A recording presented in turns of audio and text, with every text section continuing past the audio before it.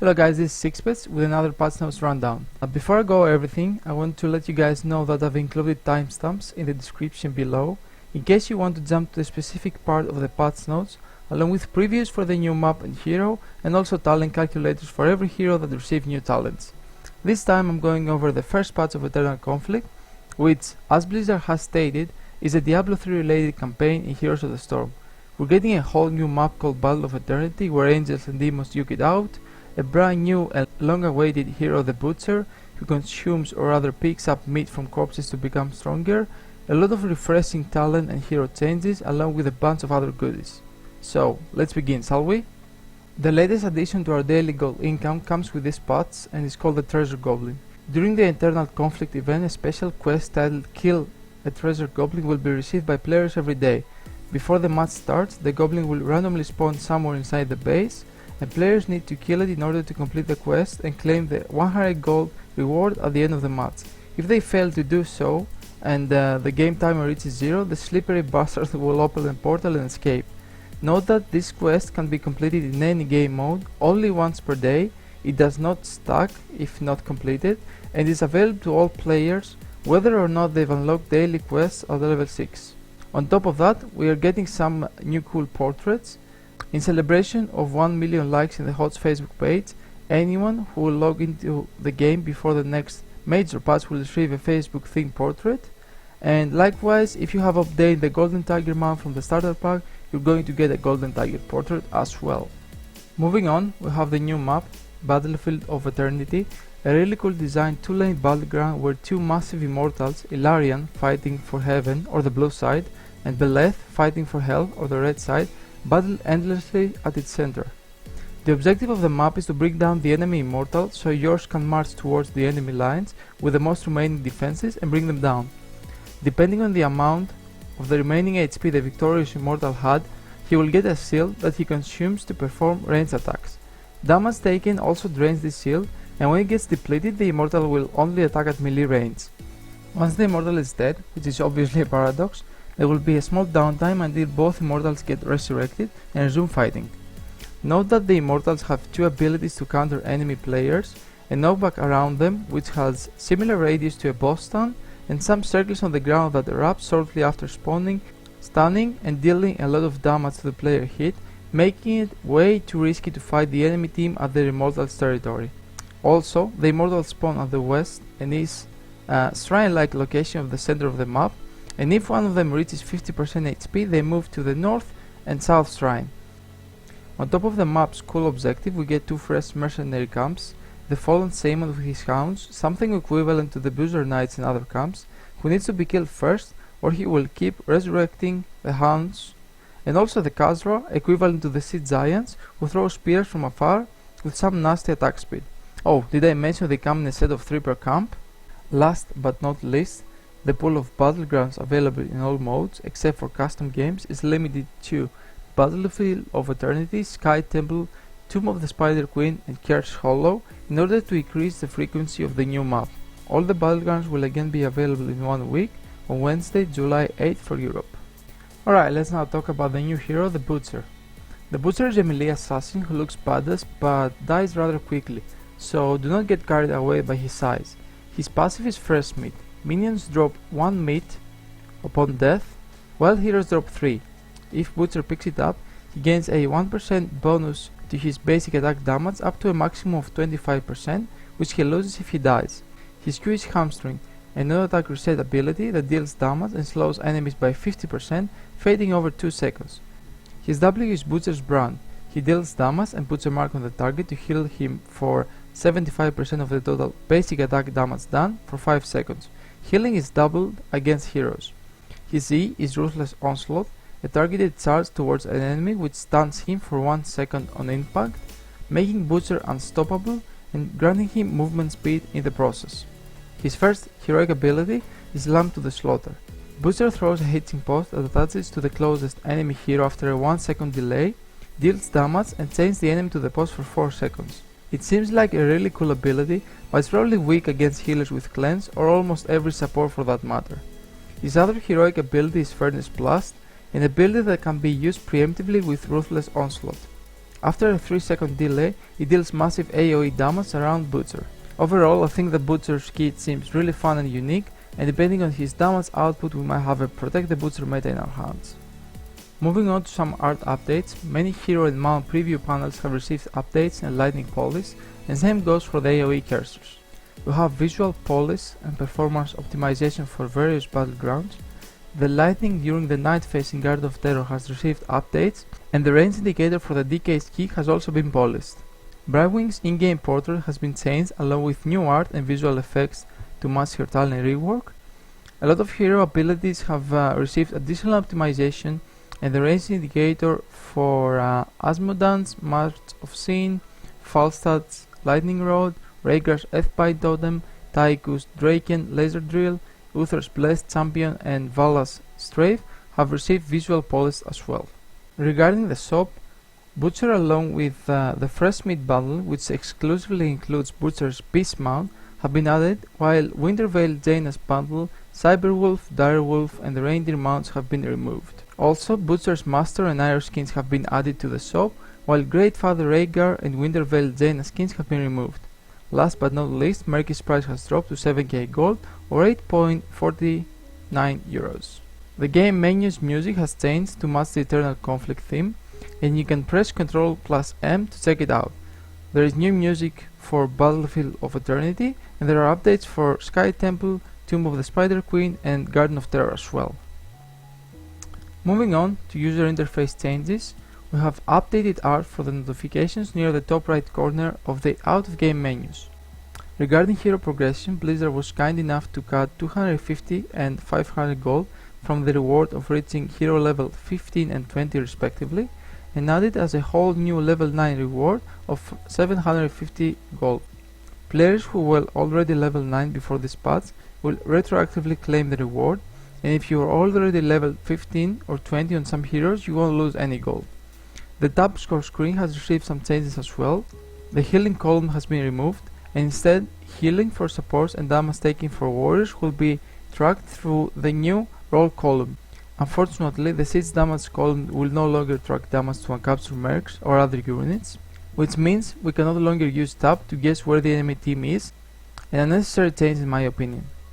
There has also been added a new special event quest section to the quest log, and quests which fall into this category for events like the Eternal Conflict will work, and so likewise the normal quests. The only real difference is that players do not need level 6 to receive these quests, unlike the daily ones.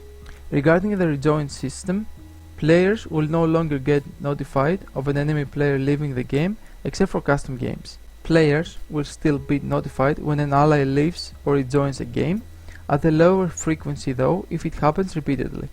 About the shop, we've had some changes in the future tab that concern already owned items. The gold prices on the panels are back, the rare skin label has been removed, items will now indicate if they are part of a bundle currently in the shop, and items on sale will now list the original price, sale price and discount percentage on the purchase button itself rather than above it. Next up is design and gameplay, where we have some really interesting changes. First of all, the difficulty ratings have been updated, while the rings under heroes in game have been scaled to match their hitboxes, something that was a really needed addition. Abilities that use an arc pattern will now display the range upon hovering over their associated button. Now we have some really debatable changes to the, according to Blizzard, unintentional unstoppable behavior of certain abilities, like Chen's Fly Kick, Falstad's Barrel Roll, Illidan's Dive, Illidan's Sweeping Strikes with the Unbound talent, and Kerrigan's Ravage. These abilities will no longer provide unstoppable. While this change affects to some degree all of the above heroes, Illidan's gameplay is getting severely hit since dodging abilities with his Q was a core part of his playstyle. And also, it is another blow for Kerrigan in this patch, on top of the daze effect that I will mention in a bit, and the changes / nerfs some of the generic talents are getting. Some of the hero abilities that use stuns to interrupt abilities on top of the effects will now be converted into dazes, practically removing the interruption part, giving more value to heroes with real stuns. These abilities that got changed are Brightwing's Emerald Wind, Chen's Wandering Keg, ETC's Face Melt, Falstad's Mighty Gust, Kerrigan's Primal Grasp, Raynor's Penetrating Round, Sergeant Hammer's Concussive Blast, and Tycho's Flag Grenade. My guess is Blizzard want the players to pick up Tunnelly talents or Tunnellies with cast time without having to worry about getting interrupted by every single hero. Only time will tell if this change will favor more variety or will simply severely affect heroes' impact in the game. The only generic change we have regarding Battlegrounds is that players can now use Qt movement command to enter or exit the mines, which really felt like necessary. Moving on to talents, we have quite a lot of changes here. First, we have a new talent called Vampiric Strike, which is a new version of Vampiric Assault. What it does is basic attacks heal for 25% of the damage dealt to the primary target. Vampiric Assault remains the same. Blood for Blood will no longer slow the target, and the damage is decreased to 10% of the target's max HP, while the heal amount has been doubled. Overall, it seems like a more defensive than offensive talent right now, which will definitely have uses. Conjurer's Pursuit does no longer require stacks to grant mana regen. The initial plus 0.5 mana regen has been removed, and now each globe grants plus 0.1 mana regen. The Generation Master has received the same treatment as we can see here. Now, the Envenom change is big. Duration is increased from 5 to 10 seconds, removing the burst component of the talent, making it, without wanting to sound harsh, useless at least in a teamfight scenario. Promote has been changed as well, since it was really a struggle to take down that OP minion on steroids, not to mention catapults and mercs. Minions no longer gain 300% increased health and 100% increased damage. Instead, the targeted minion now takes 75% reduced damage from non-heroic targets and deals 100% bonus damage to non-heroic targets. Protective Shield will now shield for 15% of the target's max HP rather than a scaling amount, which feels understandable in terms of clarity. And finally, Spell Shield's duration is increased from 2 to 3 seconds, which is a hit to burst heroes and probably an indirect nerf to Kel'Thas. Before going over the juiciest part of this patch notes, which is the hero changes, I will briefly mention the bug fixes we got with this patch. In general, we have fixed the bug in which certain ranged attacks were not dealing damage to heroes that enter stealth after the projectile was already in flight. In these cases, damage will now be properly dealt and the hero will be revealed, thus resetting the time needed to re-enter stealth. This bug fix is a really important one, especially to punish carefree Zeraduls who could easily exploit it. The rest of the fixes are: heroes will now cancel movement commands much more quickly if they are unable to reach the final destination. Mounted and non-mounted heroes will no longer experience sudden slowdowns or hang-ups in movement when pathing around structures or terrain obstacles. The Countess Kerrigan and Mecha Taster skins will now default to their unique mounts in regular games after they are purchased. Please note, players may still choose another mount for these skins during Hero Select. Graphics settings for the Mac Mini using an ATI 6630M graphics card will now default to medium with a 1280 x 720 resolution. Several typos and tooltip errors have been corrected. In art we have visual effects for Abathur's spike burst ability have been appropriately scaled up when cast while using a symbiote on a mechanical spider minion. Structures disabled by Artha's summons in Dragosa will now properly retain frozen visual effects for the full duration. Fixed a visual issue that could occur when Mecha Taster self-casts Plasma Shield while in Mecha Mount form. Corrected a texture issue in the Spectre Illidan skin. In Battlegrounds we have tornadoes cast by the Boston Sky Temple can no longer push trap heroes out of Zagara's Devouring Maw. Fixed an issue that could prevent mercenary camps from responding appropriately after turning in enough gems to summon web weavers on top of the Spider Queen. In Heroes and Talents we have Abathur's Toxic Nests once again display activation and expiration timers. Brightwing Soothing Mist will no longer heal her for double the intended amount. Fixed several issues affecting Diablo's overpower ability that could cause heroes to fly out of the Battlegrounds playable area. That was a funny one. I had never experienced it myself, but it did result in some funny YouTube clips. Corrected an issue that could cause heroes to fly back to their death location upon respawning. Brightwing's Polymorph now properly interrupts Gazlow's death laser. Using Brightwing's phase shift just as a core is destroyed will no longer cause the game camera to become stuck at Brightwing's intended destination. Diablo's Firestorm can now properly damage and reveal Zagara's Crypt Tumors. Using Diablo's Shadow Charge on Raynor's Punches near the edge of a battleground will no longer cause Diablo to leave the playable area. Fixed an issue that could prevent Murky's Egg from being placed on diagonal paths. Eric will no longer enter stealth immediately upon respawning after learning the Spy Games talent. Lost Vikings that die while casting Longbow Raid will no longer respawn at their death locations. Fixed an issue that could allow Rehgar to repeatedly cast Fairlands. Sergeant Hammer's Blunt Force gun will no longer be placed on reduced cooldown when coming under the effects of Anubarak's Web Blast during Blunt Force gun's casting time. Fixed an issue that could cause Sylvanas' Wailing Arrow to unintentionally be placed on reduced cooldown under certain circumstances. Fixed an issue that could cause the mana cost for Uther's basic abilities to permanently increase under certain circumstances. Uther's Holy Radiance will now properly damage Abathur's Toxic Nests and Zagara's Crypt Tumors. In sound, we have Abathur once again plays a digging sound when using his deep tunnel. Allies will no longer hear Mad Martian Gazlow's voiceover globally, and Johanna's death audio will no longer play globally. Finally, in user interface we have fixed an issue that could cause players to search for a match in a game mode other than the one they selected. Fixed an issue that could occasionally cause mount models to appear in a game lobby. Players that attempt to purchase a hero while searching for a match in Hero League will now be warned prior to finalizing the transaction that the purchased hero will not be usable during the upcoming match. Players that are already in a game can no longer be invited to join a party until that game concludes. Fixed an issue that could cause ability hotkeys to temporarily stop functioning under certain circumstances with quick cast set to on release. Clicking near a hero's in-game portrait will no longer center the game camera on the hero, and the end of game score screen will now display an accurate game time if a match lasts longer than an hour. The final part of this rundown will include the hero changes, and oh boy, scratch your tier lists because this meta will definitely turn upside down with these notes and especially the reworks of some supports. Regarding the assassins, we have Illidan's metamorphosis damage and radius decreased. While the damage nerf will be noticeable, the reduced radius will probably impact Illidan more, as he may not be able to pull off this 5-man metamorphosis anymore. Still, the biggest change to Illidan is the removal of the unstoppable effect from his Q, which in conjunction with the changes of Blood for Blood place him at the weak side of things at the moment.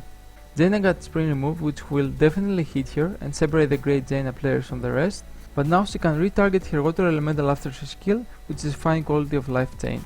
Kerrigan received Jaina's treatment for her Ultralisk, but it's not nearly enough to make her competitive after all the generic nerfs. She definitely needs either major buffs or talent reward to be considered top tier again.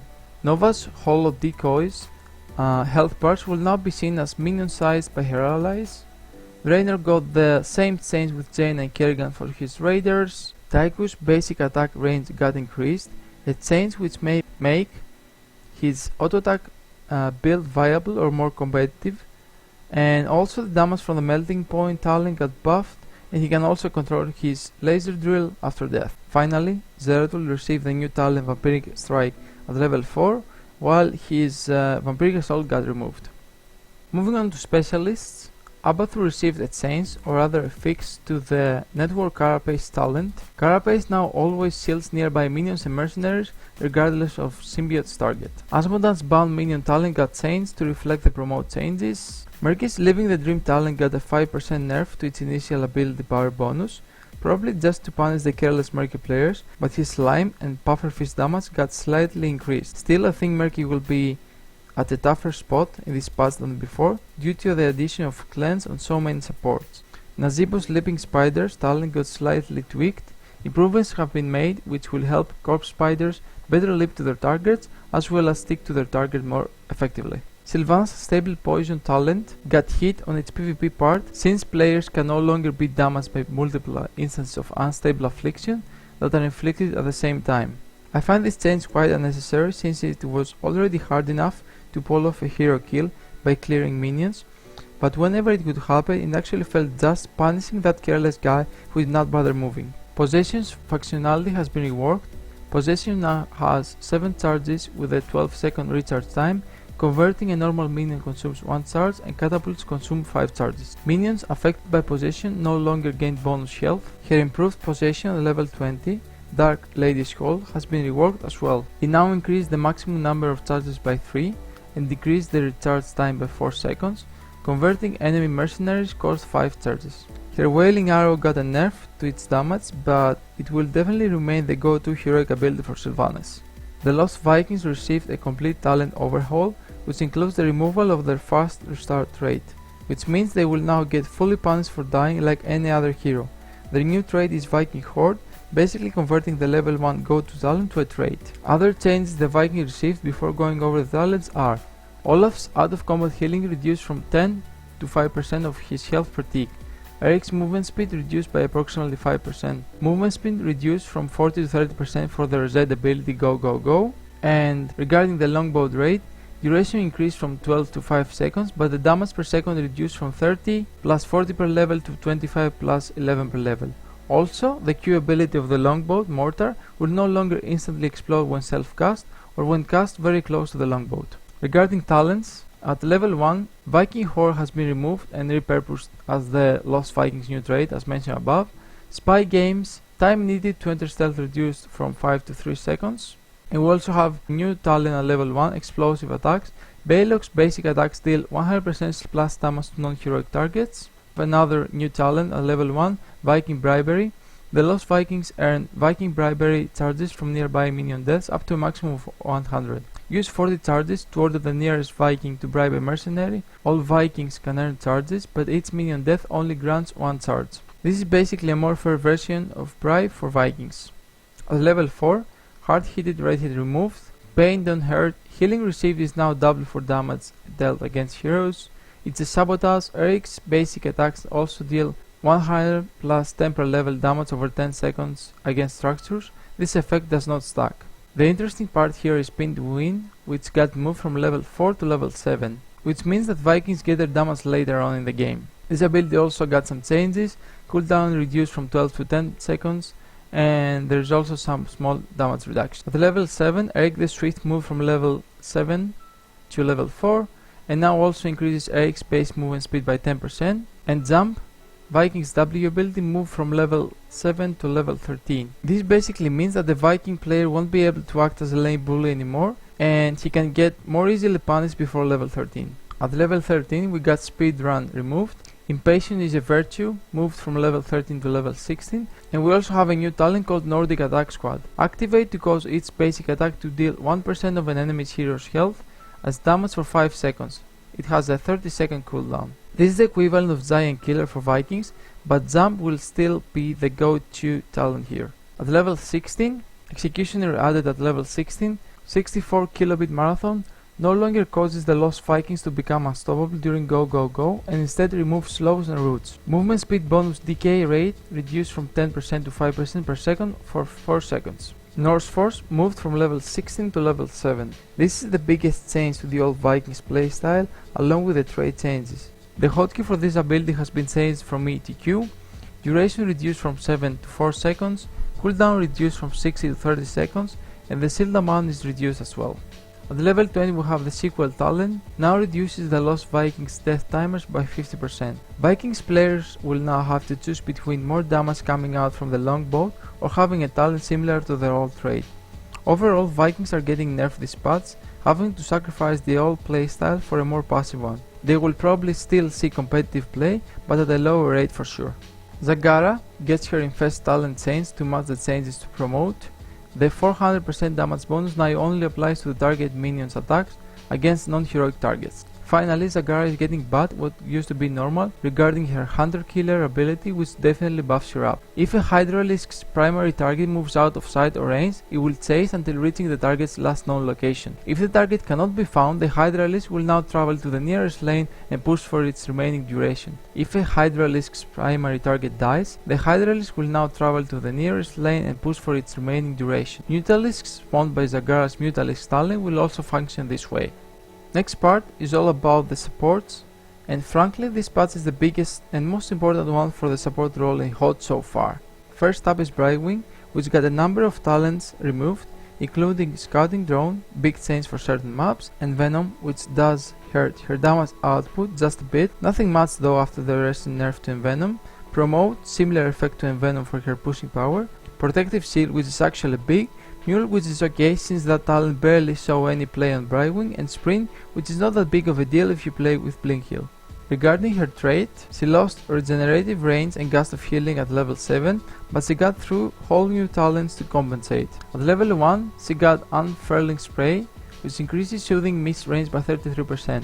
At level 7, she got Mystified, its basic ability cast reduces Soothing Mist cooldown by 1 second, and at level 20 she got Revitalizing Mist, healing with Soothing Mist increased the healing from the next Soothing Mist by 25% for 6 seconds, stacking up 3 times. Her Face Shield talent got moved from level 13 to level 7, and its duration increased from 3 to 20 seconds, which is definitely a buff, but there are arguably better options in that tier anyway. She also got some new talents for her Zera ability.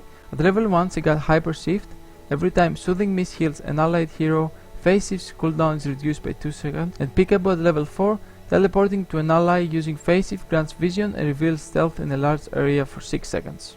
Her Q, Arcane Flare ability got buffed overall, range reduced from 9 to 8, inner area damage changed from 70 plus 16.5 per level to 80 plus 11 per level, outer area damage changed from 35 plus 10.75 per level to 40 plus 8 per level.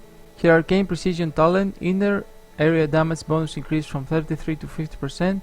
Her Sticky Flare talent, slow amount increased from 30 to 40%, and she also got 2 new talents. At level 4, Arcane Barrage increases Arcane Flare's range by 50%, and at level 7, Dream Shot reduces Arcane Flare's cooldown by 1 second for each enemy hero hit by the outer radius, and 3 seconds for each hit by the inner radius. I don't think we will see much play of these 2 new talents, since there are more useful talents in that tier, like Manic Pixie and Criterize. Regarding her Polymorph ability, duration reduced from 2 seconds to 1.5 seconds, damage removed from the base ability. It now also slows the target's movement speed by 20%, hence why Sticky Powder got removed. There's also a new talent at level 4, Unstable Anomaly. When Polymorph ends, deal 60 plus 10 per level damage to the target and all nearby enemies, and a new talent at level 16, Greater Polymorph, increases Polymorph's duration by 1 second. About her Pixie Dust ability, Anti-Magic Powder did not see much play anyway and got removed. Shield Dust has been reworked and might actually be a very competitive talent.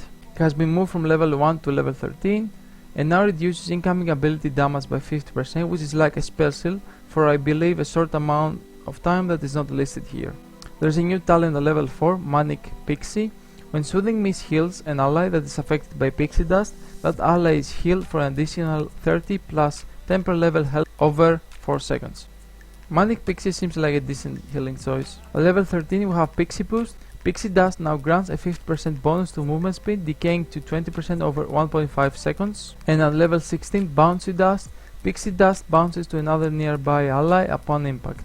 Pixie Boost won't see much play due to better talents in that tier, and Bouncy Dust at level 16 might cause some really nice plays paired with Shield Dust against heavy ability power heroes. Last but not least, Brightwing lost her 2 stacks of Blink Heal since Isera's Blessing got removed, but got a new talent called W Wormhole, which says that Blink Heal can be cast a second time on a different target within 2 seconds without consuming a charge, leaving less time for the Brightwing player to think who to heal next. Overall, Brightwing lost a lot of her I can do all sort of things at the other side of the map but still be in your face within 2 seconds utility, but gained a lot of fun supporting tools. She will still be a top pick, but the gap from the other healers has gotten significantly smaller. Lily got some changes as well. Her Kung Fu Hustle talent cooldown reduction lowered from 200 to 150%. Lily's Blinding Wind got some changes as well. Affected targets now miss all basic attacks throughout Blinding Wind's duration. Duration reduced from 4 to 2 seconds. And her Lingering Blight talent got changed to increase Blinding's Wind duration by 50%. Overall, Lily would not see much play before, and this won't change in this patch either. Malfurion is the second healer in the list and received a ton of changes. He got his Conjurer's Pursuit removed, which might hurt him in excellent teamfights. He lost Protective Shield and Healing Ward, which were the go-to talents in their respective prime times. Bulk Momentum got removed, which saw little play overall. Side note, the Boom King build was fun. He gained Cleanse at level 7, which is a huge buff, and had his Illumingrace talent move from level 7 to 4. Illumingrace now also increases the range of its basic ability by a flat 30%. Regarding his trait, Innervate, time during which mana regenerates reduced from 10 to 5%, and it now regenerates 50% of the target's maximum mana rather than a flat amount. These are definitely some nice buffs to Malfurion's Innervate. His Santos Clarity talent moved from level 4 to level 1. It no longer increases the target's mana regeneration rate. His Versatile talent got its functionality reward. It no longer increases the target's attack speed. It increases Innervate's mana return from 15 to 25%. I don't see these talents working out since Malfurion got a lot of interesting options in those tiers. Malfurion's Regrowth ability got some changes as well. Its mana cost decreased from 75 to 60, healing increased by 5%, Harmony talent has been redesigned. If Moonfire hits a target, Regrowth's mana cost is reduced by 10. This effect stacks but cannot reduce Regrowth's mana cost below 0. Harmony seems like the answer to the removal of Conjure's Pursuit. Life Seed's cooldown got nerfed from 15 to 20 seconds, and he also received a new talent at level 4, Rampant Growth, which increases Regrowth's initial heal amount by 20%. His Moonfire ability got some love overall, pumping his damage output. Specifically, Moonburn talent bonus damage against non-heroic targets increased from 30 to 100%. It no longer affects targets. Full Moonfire area of effect bonus increased from 50 to 60%, hindering Moonfire slow amount increased from 20 to 25%, and Lunar Shower bonus damage per stack increased from 10 to 50%. Last but not least, Entangling Roots got buffed as well, since the cooldown is down to 10 from 12 seconds and the mana cost is reduced from 75 to 65. Overall, Malfurion definitely received a lot of love in this patch through direct buffs to his output numbers and the addition of cleanse. On the other hand, he remains the classic WoW druid, using HUD to help his allies, making him even weaker now with the removal of Protective Shield. To sum it up, he will most certainly see more play now since he will fit in more compositions. The last support in our list that received major changes is Rehgar. Same with Brightwing and Malfurion, he lost a number of talents including Focused Attack, Searing Attacks and Berserk, the core talents of his really fun to play damage build. His battle momentum got removed and instead he gained an improved version of it at level 7, Forward Momentum, granting his basic abilities a 1 second cooldown reduction from his basic attacks. He also got a Cleanse at level 7, which will put any Rehgar player into a lot of thinking regarding his level 7 choice. His trade Ghost will have some interesting talent changes. Feral Heart talent, health and mana regeneration bonus reduced from 100 to 75%. This is a direct nerf to his sustain. Shadow Wolf talent moved from level 7 to level 4. Stealth duration increases from 2 to 4 seconds. Despite this small buff, this talent won't see probably any play competitively. Regarding his chain heal ability, he got a new talent at level 16 called Tidal Waves. This talent reduces chain heal's cooldown by 3 seconds if 3 heroes are healed, and it can now bounce to full health allies, but it will always prefer allies that are missing health, something that converts chain heal to a smart heal by prioritizing wounded allies. About his Lightning Shield, his level 1 talent Empowering Charge got buffed, increasing the basic attack damage bonus from 25 to 30%. Reactive Spark talent moved from level 4 to level 13. It now also reduces Lightning Shield's cooldown by 3 seconds. Stormcaller moved from level 13 to level 4, no longer reduces Lightning Shield's cooldown, now increases Lightning Shield's duration by 2 seconds, and its mana cost reduction lowered from 50 to 40%. Despite the buffs, I don't see these two talents getting picked up a lot, since they are simply not on par with the rest of the choices in my eyes. The interesting part is the Earth Shield talent, not so much because of the nerf of the shield amount, but because this talent is now in the same tier with Cleanse and Farsight, leading to some really big dilemmas. The slow on Rehgar's Earthbind totem now applies and fades faster, which should help it feel more responsive to players in the totem's area of effect. Lightning totem talent got removed, and the Colossal totem talent no longer increases Earthbind's totem health and now also increases its cast range by 50%. In order to avoid the paradox, Earthgrasp totem no longer increases cast range. Finally, cooldown of Ancestral Healing got increased from 60 to 70 seconds. Overall, Rehgar will probably be the most contested support in this patch. The addition of Cleanse gives him more room to fit into compositions, and the Tidal Waves talent can give him the bit extra AoE heal he might need in fights. Those additions, combined with his already top tier burst healing, will most likely move him to the top of the supports list. Finally, for the supports, some of Tyrande's talents have been rearranged within their existing tiers in order to better accommodate players with locked talents. At the bottom of the heroes list, we have the warriors with some mostly minor changes. Anubarak's trait gets slightly nerfed, reducing the Beetle's movement speed by approximately 16% and their damage from 8 plus 2 per level to 7 plus 1.8 per level. His local storm will receive the damage nerf as well, from 20 plus 8 per level to 16 plus 6.4 per level. Johanna's Circler will now make affected targets miss all basic attacks for the duration, which also got reduced from 4 to 1.5 seconds. Stitches also got some love, reducing the mana cost for his Slam from 55 to 45, the mana cost of Devour from 75 to 65, and its cooldown from 30 to 24 seconds. Finally, Tyrell received the new Vampiric Strike talent, replacing Vampiric Assault at level 4, and also his Judgment cannot be casted on non-heroic targets anymore, which means no more misclicks. To sum it all up, this is a huge patch for Heroes of the Storm. It marks the beginning of the Eternal Conflict event. We get a new map, a new hero, more gold daily and at lower hero levels, a lot of fixes and changes in the gaming, and a brand new era for the support players. I'm super excited and I cannot wait to test everything out. If you guys enjoyed the video, make sure to like and share to your friends. Leave any comment which could help me improve, and subscribe to my channel for more HOTS content. Thanks for watching and I'll see you guys next time.